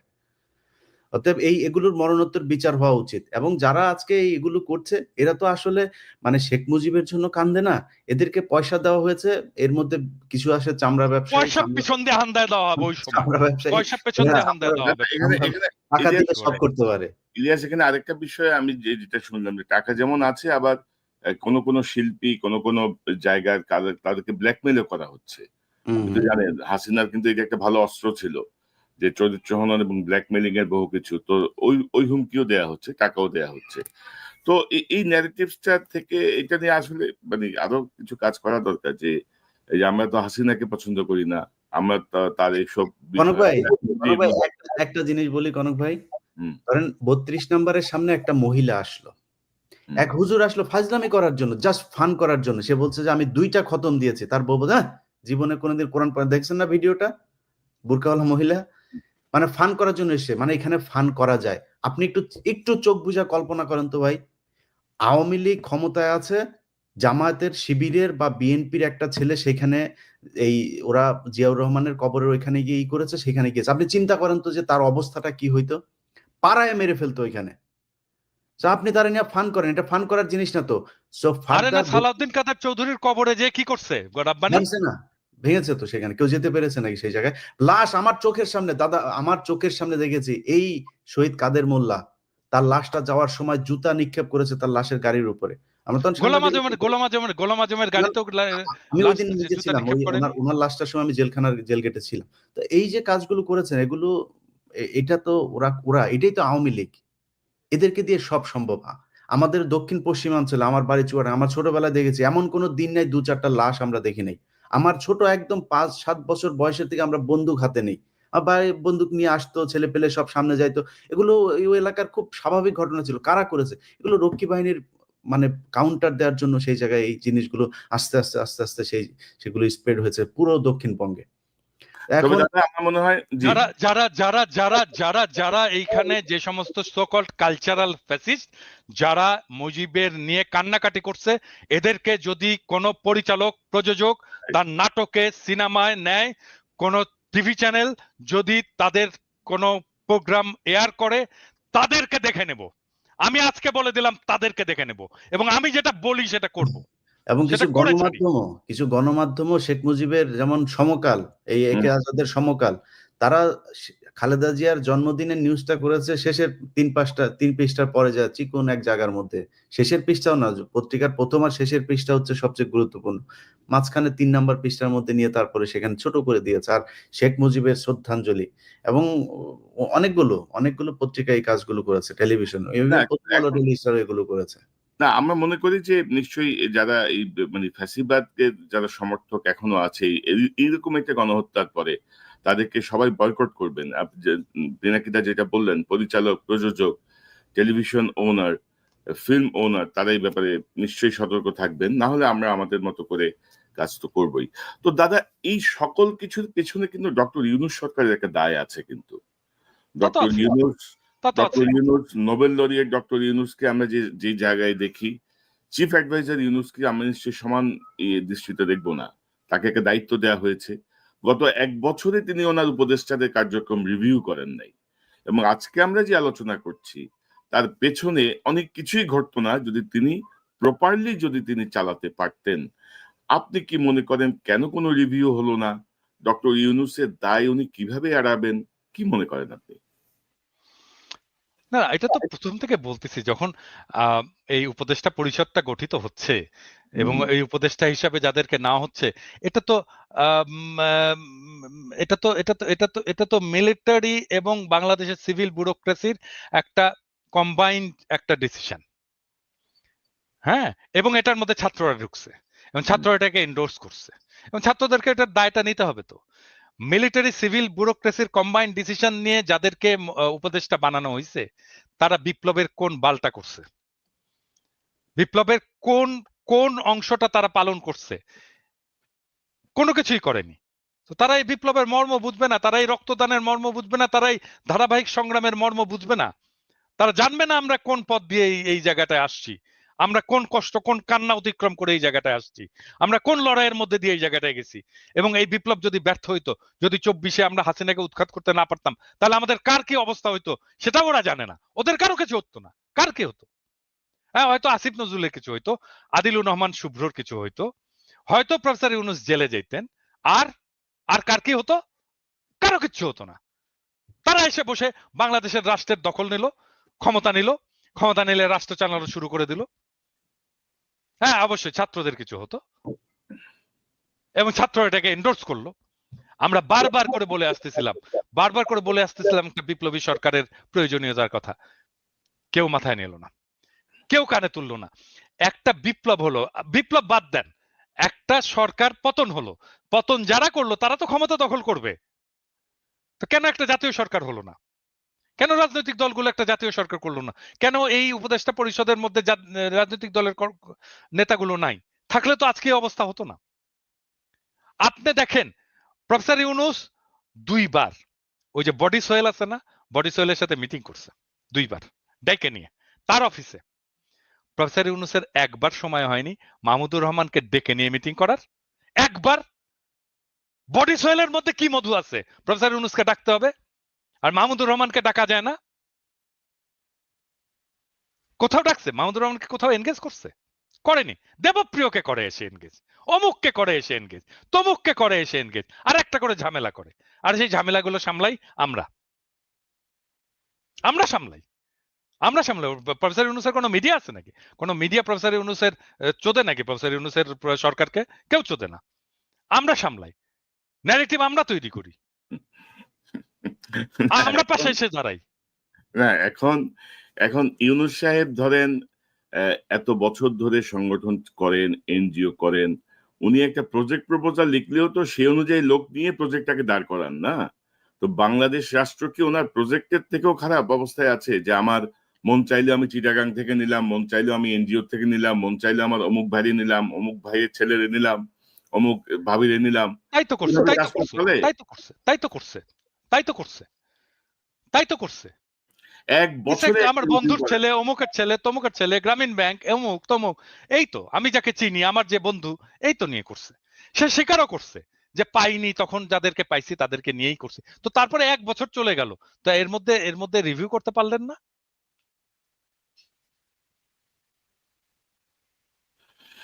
না, এই দায় তো নিতে হবে। এবং আমি তো অনেক আরো খারাপ কথা শুনি, খারাপ খবর শুনি। আমি জানি না ওইদিকে যাচ্ছে কিনা, কি হচ্ছে আদৌ। উনি কতটুকু নির্বাচনে সক্ষম হবেন। মানে এই পরিস্থিতিতে আমরা ধরেন আওয়ামী লীগের সচিব, আওয়ামী লীগের সেনা অফিসার, আওয়ামী লীগের পুলিশ কর্মকর্তা, আওয়ামী লীগের মাস্টার, সব প্রত্যেকে মানে ধরেন যারা ৩-৪টা নির্বাচনের অভিজ্ঞতা সম্পন্ন, মানে রিগড নির্বাচনের অভিজ্ঞতা সম্বন্ধে তারা প্রত্যেকেই স্ব জায়গায় বহাল। আপনি কোথাও টাচ করেন নাই। আপনি কি শাস্তে চাচ্ছেন? আপনি কিভাবে একটা সুষ্ঠু নির্বাচনে আদৌ কি সক্ষম হবেন? এই প্রশ্নগুলো তো আসছে দাদা এখন। আচ্ছা, একটা জিনিস বলেন তো, একটা জিনিস বলেন কনক, আমি বলি, মানে এটা উইথ অল ডিউ রেসপেক্ট, মানে আমি তো মাঝে মাঝে খেপে টেপে যাই, তো এখন করার কিছু নাই, এটাই আমার আমার নেচার আর কি। তো উম, রাষ্ট্র নিয়ে, সরকার নিয়ে, সংস্কার নিয়ে কনক আপনার একটা চিন্তা আছে না, বলেন তো? হুম, আপনি এতদিন কাজ করছেন না? রাইট। হ্যাঁ, ইলিয়াস, তোমার একটা চিন্তা আছে না? এতদিন কাজ করছো না যে রাষ্ট্রটা কিরকম হবে, করা উচিত আছে কি? ইয়েস অর নো বলো, আছে? মিউট হয়ে আছো। অবশ্যই, অবশ্যই। প্রফেসর ইউনূসের সরকারের সংস্কার কমিশন আমাদের সাথে বসে আধা ঘন্টা কথা বলছে, আমারও আছে, আধা ঘন্টা কথা বলছে যে আচ্ছা বলেন তো, আপনারা তো এতদিন ধরে লড়াই করছেন, সংগ্রাম করছেন, যেরকমই করেন, যতটুকুই করেন, করছেন তো, আপনারা বলেন তো আপনাদের আপনাদের চিন্তা কি আগামী রাষ্ট্রটা নিয়ে, সংস্কার নিয়ে, সংবিধান নিয়ে? কেউ কিছু বলছে? নির্বাচন কমিশন নিয়ে কেউ বলছে? একজন বলছে? কেউ বলে নাই। কেন বলেনি? মানে কি আমাদের মাথায় বুদ্ধি নাই? আমাদের লেখাপড়া করি না আমরা? নাকি আমরা পার্ট অফ রেভলিউশন না? নাকি আমরা কিছু বুঝি না? নাকি আমরা মূর্খসদা? হ্যাঁ, না, আমরা ওই কিছু বুঝি না। আমরা কিছু বুঝি না, মানে ওই যে একটা ইয়ে আছে না, এটা মুখ খারাপ করতে হয় আর কি, সরি, মানে কনকের এখানে এসে মানে মুখ খারাপ করতে আমার খুব খারাপ লাগে, কিন্তু এটা দিস ইজ লাইফ। হ্যাঁ, দিস ইজ লাইফ। ওইটা ওই ছোটবেলায় আমাদের ইয়ে আহ, আমাদের মেডিকেল কলেজে আমাদের ডোমদের ইয়ে ছিল, যারা লাশ কাটতো আর কি, লাশ কাটতে আমাদের হেল্প করতো। হ্যাঁ, ডেড বডি তারা প্রিজার্ভ করতো, পোস্টমর্টেমেও তারা হেল্প করতো, আর ডেড বডি কাটতেও খুব এক্সপার্ট, ভেরি এক্সপার্ট তারা। তো ওই রকম পচা টচা লাশটা আসতো সারাক্ষণ, এর গন্ধ টন্ধ তো বিভৎস গন্ধ। তো ওরা সারাক্ষণ টাল হয়ে থাকতো, মাল খেয়ে টাল হয়ে থাকতো আর কি। হ্যাঁ, তো ওর একজনের, এবং তারা খুব দার্শনিক কথা বলতো মাঝে মাঝে। হ্যাঁ, এত দার্শনিক কথা বলতো না, এগুলো যারা শোনেনি তারা ওই লাইফের ওই ফিলোসফি গুলো জানে না আর কি। হুম, তো বড় লোক এবং গরিব, এদের মধ্যে যে তফাৎ, এইটা সে কিভাবে এক্সপ্রেস করতো সেই ডোম আমাদেরকে। হ্যাঁ, তো সরি ফর মাই ল্যাঙ্গুয়েজ, এখানে মিউট করা যাবে না, বাট আমি তারপরেও এটাকে বলতে বাধ্য হচ্ছি, কারণ this is philosophy, this is life. সে বলতো যে ভাই, আমরা শাক খাই, পেতনি লাগাই, আর ভূত হয়, আর উনারা সোনা খায়, পরি লাগায়, আর মাল হয়। তো এই যে সরকার, এই যে প্রফেসর ইউনূসের সরকার, এইখানে দরকার সোনা খাওয়া লোক, যারা পরি লাগিয়েছে এবং যারা মাল পয়দা করেছে, তাদেরকে দরকার প্রফেসর ইউনূসের সরকারের।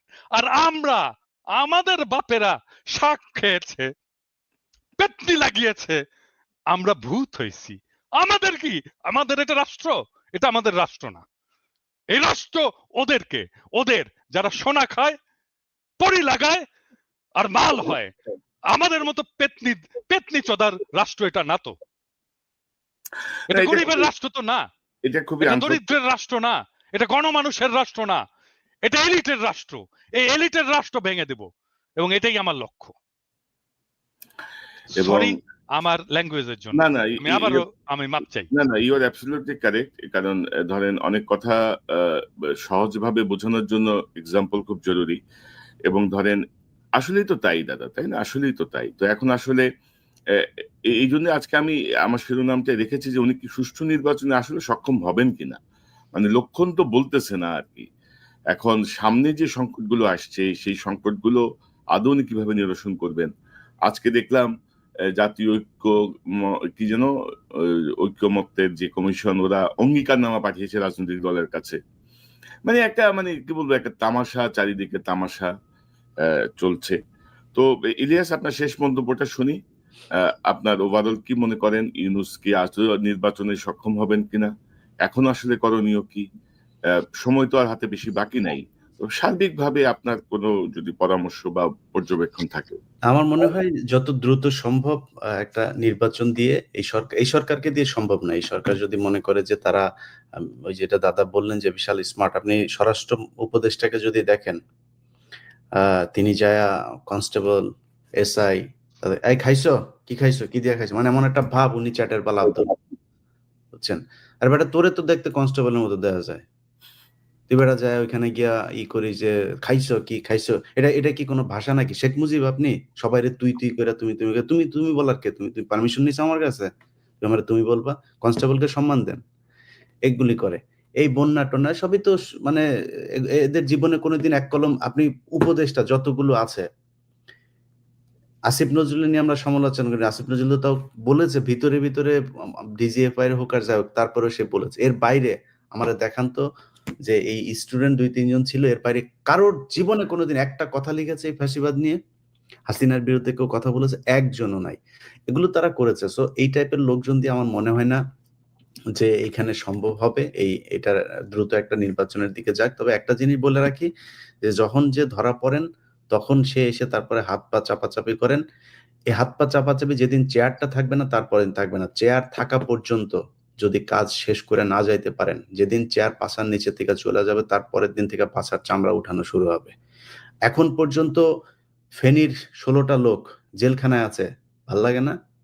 এখন পর্যন্ত আমি লিস্ট নিলাম ঐদিন ৮০০ জনের উপরে লিস্ট। আমি সবগুলো লিস্ট নিয়ে তারপরে আমি ইয়েরও বলছি, আমাদের এই সামি ভাইরেও বলছি। সামি ভাই আমার ঐদিন ফোন করছে, বলছে যে, "ভাই কারা আছে?" আমি বলছি, "ভাই আমি আপনারে দিব।" আমি আমি যেই জায়গায় দেওয়ার দরকার আমি দিব। দেখি কে কি করে। এখন পর্যন্ত বিডিআর এর লোকগুলোরে, ভাই জীবনে এই পৃথিবীর ইতিহাসে এখন, আরে ভাই শেখ হাসিনার মতো বদমাইশ আমার জীবনে আমার নিজের চোখে যত মানুষ দেখেছি, ওরে আমার দুর্ভাগ্য যে সামনে থেকে দেখছিলাম ২ দিন। আমার জীবনে দেখা যত মানুষ নিজের চোখ দিয়ে, ওর মতো জঘন্য মানুষ এই পৃথিবীতে কোনোদিন পয়দা হয়েছে বলে আমার মনে হয় না। ফেরাউনও এত আল্লাহর সাথে যুদ্ধ ঘোষণা করে না যেটা শেখ হাসিনা করেছিল। সো এই ধরনের মানুষ নিয়ে তারপরে তারা দেশ চালিয়েছে। তারপরে কি কোনোদিন একটা জামিনের আদেশ হবে, সেই শুনানির শেষে আদেশটা দিবে, বিচারক বলল লাঞ্চের পরে আদেশ দেয়া হবে। তারপরে গেল রবিবার, সোমবার, অ্যান্ড ইটস বিন 8 মান্থস। এই ৮ মাসের মধ্যে এখন পর্যন্ত এটা কোনো বিচার? ডক্টর ইউনূস বাল ফালান আপনে। আপনি কি করেন কি? আপনি এগুলি দেখেন না চোখে? এগুলি না দেখে আপনি দেশ সুন্দর করে থুইয়া তারপর চলে যাবেন। সো এই টাইপের কোন সরকার আমরা দেশে চাই না, যত দ্রুত সম্ভব। আমারে ব্যক্তিগতভাবে যদি মনে করেন, আমি সরাসরি বলি যে অনেকেই আবার বলবেন যে আমি বিএনপি-টিএনপির করি। ভাই এখনো পর্যন্ত আমাদের দেশের বিরুদ্ধে এই যে জঙ্গি একটা এই কার্ড কিন্তু এখনো আওয়ামী লীগ বিভিন্ন জায়গায় খেলে যাচ্ছেন। আমি মনে করি বিএনপির ক্ষমতায় আসা উচিত এবার। এবং আমার বিশ্বাস, আমি তারেক রহমানের বিভিন্ন পলিসি-টলিসি এগুলোর ব্যাপারে যতটুকু জানি, এবং বিএনপি যেটা সত্যি কথা, এই যে বললেন যে চাঁদাবাজি, প্রতিদিন নিউজ হচ্ছে বিএনপির ছাত্রদলের অমুক কোন এক উপজেলার জেলার, আরে ভাই সে ছাত্রদল। মানে এক গ্রামের এক ওয়ার্ডের এক স্বেচ্ছাসেবক দলের এক সেক্রেটারি, তারে নিয়েও নিউজ হয় বিএনপির ছাত্রদল এই কি স্বেচ্ছাসেবক দল নেতা। মানে দেখে মনে হয় যেন কেন্দ্রীয় নেতা বোধহয় চাঁদাবাজি করেছে। আপনি আসিফ সহ এই যে এদেরকে যেইভাবে কালার করা হচ্ছে, যদি আপনি করতে যান, কোন মন্ত্রণালয় সুষ্ঠুভাবে চলছে একটা মন্ত্রণালয় দেখান। সবখানেই তো দুর্নীতি হচ্ছে। কেন করা হচ্ছে? কারণ টার্গেট এনসিপি এবং বিএনপি। এই ২ টাকে যেকোনোভাবে কালার করা হবে। সো এগুলো করা হচ্ছে। আমার মনে হয় এই পরিস্থিতি যদি তারেক রহমান দেশে আসতো বা একটা সরকার যদি ক্ষমতায় থাকতো, তাহলে মনে হয় এই অবস্থা হতো না। এবং বিএনপি কিন্তু তাদের যেকোনো কারোর বিরুদ্ধে অভিযোগ আসলে সাথে তাকে বহিষ্কার করছে। তারা যে আওয়ামী লীগের মতো যা মনে চায় তাই করছে, কেউ কিছু বললে কেয়ার করছে না, এরকম না কিন্তু। তারা সাথে বহিষ্কার করছে। হচ্ছে তো ব্যবস্থা নেয়া। তো আমি মনে করি যে একটা সরকার আসলে তারেক রহমান যদি সরকার প্রধান হয়, সেক্ষেত্রে তার দলের উপরে তার সর্বোচ্চ থাকবে, এবং তারেক রহমান যদি দেশে যায়, আমি মনে করি সেদিন থেকে মানে দেশ বিএনপির অধীনেই চলবে। সো ওইটা আমার দ্রুত করা উচিত আমি মনে করি। এই সরকারকে কোনো সুযোগ দেয়ার, আমি নির্বাচন পেছানোর মানে কোনো মানে যদি মানে করা হয়, আপনি আমি এই সরকারকে মনে করি না যে তারা দেশ পিছায়ে দিয়ে, যদি সম্ভব হয় ১ বছরে সম্ভব হইতো। আরো ৬ মাস সময় আছে। আপনি সরান। আপনি কেন এইসব পচা গন্ধ মাল নিয়ে তারপরে আপনি সরকার পরিচালনা করবেন? আপনি নতুন করে লোক না, দেশে অনেক মানুষ আছে, বিজ্ঞ লোকজন আছে, অনেক দেশপ্রেমিক মানুষ আছে, যাদের শক্তি আছে। তারা করবে। কিন্তু রাইট। সেটা না করে যদি এইভাবে করতে চায়, আমার মনে হয় এটাকে আমি আমার জায়গা থেকে কখনোই সাপোর্ট করি না, করব না। এইভাবে দেশ চলতে পারে মানে না। ১ বছরের মাথায় ১ বছর দাদা একটু পরে আগে এসে দাদা একটু আগে যে মুখ খারাপ করে কথাবার্তা বললেন না? ভাই, শরীরের রক্ত গরম হয়ে যায় আসলে এদেরকে নিয়ে কথা বলে। এইজন্য এতগুলো মানুষ, ওগুলি তো চোখে ভাসে এখনো। আপনার মনে নাই কনক ভাই, আমরা ঘুমাই নাই, রাত সেই গভীর রাতে ২ জন দাঁড়িয়ে, দাঁড়িয়ে কি হবে, কি হচ্ছে, কি? আরে ভাই, মানুষগুলি মারা যাচ্ছে চোখের সামনে। যখন এই যে করলো, লাইটগুলো সব ইন্টারনেট বন্ধ করে যখন ছবিগুলো আসতে থাকলো, ভাই খুব খারাপ। এগুলো এখনো মানসিকভাবে দেয়। আপনি এইরকম একটা দেশের রক্তের বিনিময়ে আসা স্বাধীনতাকে আপনি এইভাবে ধ্বংস করে দিবেন। এটা কোন ধরনের সুশীলতা রে ভাই? আপনি ক্ষমতায় এসে সাথে, সাথে ১ম এ আপনি মতিউর রহমানরে নিয়ে আপনি ইন্টারভিউ দিলেন। এগুলো আমরা দেখেছি। দেখছি অনেক কিছু। এগুলো যখন কিছু করার ক্ষমতা থাকবে না আপনাদের, তখন কিন্তু হাতে পায়ে ধরে লাভ হবে না। তখন কিন্তু সব টেনে ন্যাংটা করা হবে। জি, সময় থাকতে সাবধান হন, দেশটা সঠিক পথে নিয়ে যান। জি দাদা আপনার পরে সর্বশেষ পর্যবেক্ষণ, মতামত, পরামর্শ। না, আমি আমি আমি ইলিয়াসের মতের সাথে একমত যে আমাদের দ্রুত নির্বাচনের দিকে অগ্রসর হওয়া উচিত এবং নির্বাচন শেষ করে আমাদের স্ট্যাবিলিটি নিয়ে আসা উচিত দেশে। এটা এটা এটাই আমাদের প্রাইমারি লক্ষ্য হওয়া উচিত। এবং বিএনপি যেহেতু অঙ্গীকার করছে তারা একটা জাতীয় সরকার করবে, আমার বিশ্বাস যে তারা একটা অল ইনক্লুসিভ, সবাইকে নিয়ে একটা জাতীয় সরকার করবে এবং সবার কথা মাথায় রেখেই দেশটাকে চালাবে, সবাইকে নিয়েই। যদি সেটা চালায়, ওয়েল অ্যান্ড গুড। অবশ্যই নির্বাচনটাকে আগে আরো অনেক সময় আছে, কারণ আমি আমি আর একটা কনসার্নের কথা বলেছি, সেটা হচ্ছে যে এখনো 63% মানুষ ঠিক করেনি কাকে ভোট দেবে। সো এই 63% মানুষের ঠিক করার উপরেই নির্ভর করবে আগামীর রাজনীতি কি হবে, আগামীর রাজনীতি কি হিসেবে নির্বাচিত হবে। কোনো ফ্রন্ট যদি তৈরি হয়, গড়ে ওঠে, রাজনৈতিক ভয়েস যদি দেয় 63% মানুষকে, প্রবাবলি তাহলে এই 63% মানুষের সমর্থিত দলগুলোই বা ফ্রন্টই রাজনৈতিক ক্ষমতায় যাবে। দেখা যাক কি হয় সামনের দিনগুলোতে। আরো অনেক হয়তো না আমি একটু যদি এড করি যে আপনি নির্বাচন, ইলিয়াস নির্বাচনে চাচ্ছেন, আপনিও নির্বাচনের কথা বলছেন, আমিও নির্বাচন চাই, যত দ্রুত সম্ভব নির্বাচন হোক। কিন্তু এই যে সক্ষম হবেন কিনা ডক্টর ইউনূস, এই সক্ষমতার জন্য কি করণীয়? এই যে আগামী যে ৬ মাস আছে, এই সময় ৬ মাসে আসলে পিন পয়েন্ট কি ভাই, করণীয়? সক্ষমতা অর্জনের জন্য তো আপনি এই অক্ষম উপদেষ্টাদের দেয়া সম্ভব না। তাহলে আপনার রিশাফল করতে হবে। না হলে নির্বাচন দিয়ে দিতে হবে। প্রশাসন তো এখন বিএনপির দখলেই আছে। সো আমার মনে হয় অসম্ভব কিছু না। কি হবে? হয় বিএনপি আসবে, নাহলে জামাত এনসিপি আসবে। সমস্যা কি কোথায়? আদৌ বিএনপির দখলে না, আছে? প্রশাসন বিএনপির দখলে থাকলে তো সেটা নিরপেক্ষ নির্বাচন হলো না, না, না, সে তো আমি তো বায়াস নির্বাচন ভাই, হলো। বিএনপি, আমি তো সেটাই বললাম যে আপনাকে তো বিএনপির হাতেই দিতে হবে বা জামাতের হাতে দিতে হবে। কারণ বিএনপি যদি ক্ষমতায় আসে, আসলে আমি ওইটাই ওই কথাটা বোধহয় ওই সময় শেষ করে নিয়েছি। আমি চাই এবার আসুক জামাত ইসলাম, তাদের সাংগঠনিকভাবে আরো বেশি সমৃদ্ধ হোক, তাদের তাদের মানুষের কথা আরো বলুক। এবং আমার মনে হয় এই ৫ বছরে বিএনপি যত ভুল করবে, ততটা জামাতমুখী হবে মানুষ। ৫ বছর পরে জামাত আসুক। এখন যেহেতু হাসিনা যাওয়ার পরপরই আমি আমার ব্যক্তিগত মতামত যদি জিজ্ঞেস করেন, আমি মনে করি কোনো ইসলামী দলের এখন এই মুহূর্তে ক্ষমতায় আসা ঠিক না, যাদের নামের সাথে ইসলাম আছে। এবং আমি মনে করি ভাই, আমি অত বিশাল ঈমান আমার শক্ত না, তো এই কারণে বললাম। এটা আবার নিয়ে অনেকে অনেক কথাবার্তা বলবেন। বাট বিএনপিরই আসা উচিত। তারেক রহমানকে এই সুযোগটুকু দেওয়া উচিত। এখনো খালেদা জিয়া তার মতামত রাখার মতো ওইটুক সক্ষমতা তার শারীরিকভাবে আছে। আল্লাহ তাকে আরো অনেক সুস্থ করে দিক। আমার মনে হয় বেটার হবে। এখন বিএনপির যেগুলো দেখা হচ্ছে, এত আচ্ছা ভাই, একটা জিনিস বলি, ধরেন আগে ইজারা নেওয়া হইতো একটা গরুর হাটের, মানে আগে নেওয়া হইতো না, সেটা কে নিত? মানে সেটা কি মানে সাধারণ মানুষ নিত নাকি? আওয়ামী লীগের লোকই তো নিত। হুম, হুম, এখন সমস্যাটা হচ্ছে আপনার তো কোনো সরকার নাই, কোনো প্রশাসন নাই, নিয়ম নাই, শৃঙ্খলা নাই। বিএনপির ৩ গ্রুপ যা ঠেলাঠেলি করছে। এখন হঠাৎ করে আসে চাঁদাবাজি। চাঁদাবাজি হয় নাই কবে? মানে এই যে ট্রাক আসে ঢাকায়, কোনদিন কি একদিনের জন্য কি বন্ধ ছিল আপনি বলেন তো? এখনো হয়। আমি এটার সমর্থনে কথা বলছি না। কিন্তু হয়তো হতো। ৫ই আগস্টের পরে কয়েকদিন বন্ধ ছিল। হুম। ওইটা ৫ই আগস্টের পরে। ওইটা তো অন্য জিনিস। ওই সময় তো দ্রুত কিছুই ছিল করেছিল। না। ওই সময় জনগণের হাতেই দেশ ছিল। যেই কারণে বন্ধ ছিল। কিন্তু জনগণের হাতে ছাড়া কোন সরকার, প্রশাসকের হাতে যখন দেশ ছিল, কখনোই এটা বন্ধ রাখা যায়নি। হয়তো মিলিটারি কিছু সময় 111 এর কিছু সময়টাতেই ছিল, কিছু ভালো সময় ছিল। যাক, এটাই আরকি। তো চাঁদাবাজি এই দেশে ছিল, বন্ধ হওয়া উচিত।